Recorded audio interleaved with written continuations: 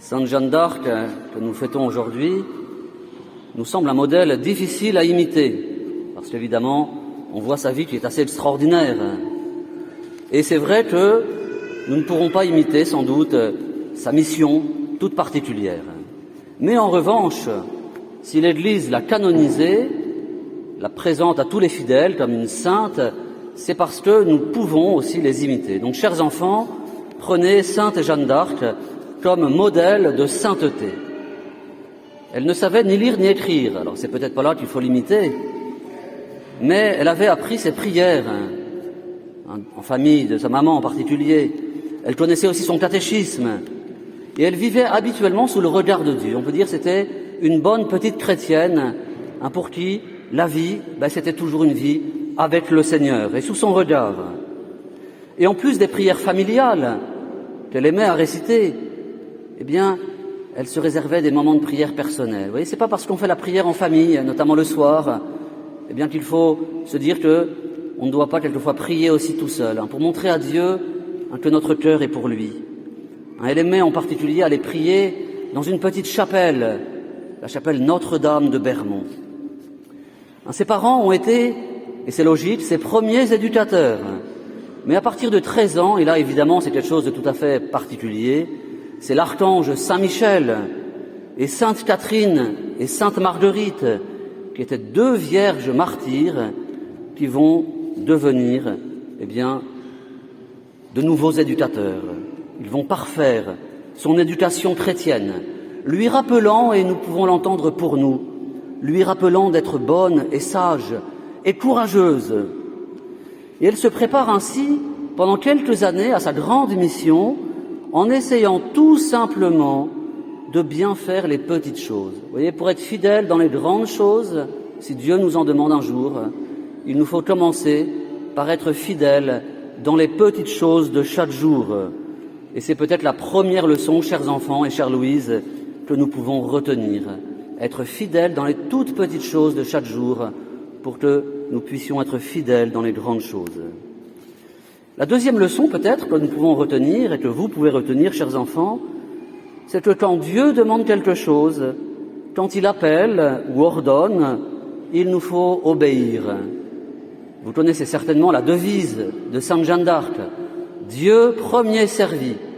Voilà une belle devise qui est facile à retenir. Retenons tous « Dieu premier servi ». Quand ces voix, les voix qui guidaient Jeanne, Saint-Michel, Sainte Marguerite, Sainte Catherine, lui disent de quitter à 16 ans, elle est encore une grande jeune fille, lui disent de quitter sa maison, ses parents, pour aller délivrer la ville d'Orléans, occupée par les Anglais, et pour aller faire sacrer le roi à Reims, c'est un déchirement pour elle, évidemment. Elle aimait tant sa famille. Elle fuit pas parce qu'elle n'aimait pas sa famille, pas du tout, au contraire. Elle aimait tant sa famille, c'est un vrai déchirement. Mais Dieu l'appelle. Elle entend « Va, fille de France, va !» Et elle y va. Elle obéit. Et elle dira plus tard, pendant son procès, « Quand bien même j'aurais eu 100 pères et 100 mères, le chiffre 100, et que j'aurais été fille de roi, je serais partie quand même, parce que Dieu le demandait. » Oui, voilà un bel enseignement encore que nous laisse Sainte Jeanne d'Arc. La troisième et dernière leçon, pour ne pas être trop long évidemment, et spécialement pour vous Louise, c'est l'amour de l'Eucharistie. C'est vrai que Jeanne a eu un grand amour de l'Eucharistie. Elle assistait à la messe tous les jours. Vous voyez, même pendant les campagnes militaires, elle assistait à la messe tous les jours. Elle communiait presque tous les jours. Elle avait un grand désir vraiment de recevoir Jésus dans la Sainte Hostie. Et pour elle, le plus important et le plus beau de sa vie, c'était pas évidemment les visions, les apparitions des saintes Catherine et Marguerite ou les voix de Saint-Michel, mais c'était de vivre unis à notre Seigneur, de vivre de sa vie, de se nourrir de son corps et de son sang. Voilà qui était le plus important pour Jeanne. Et une de ses plus grandes peines, d'ailleurs, quand elle sera prisonnière, pendant ce qu'on peut appeler la passion de Jeanne d'Arc, la dernière année, ça sera d'être privée de la messe et de la communion. elle réclamera souvent, et on lui refusera d'une façon scandaleuse la messe et la communion, sauf le dernier jour. Et ça sera sa plus grande joie. Le jour avant de monter au bûcher pour être brûlée, eh bien, elle va pouvoir recevoir la Sainte Communion.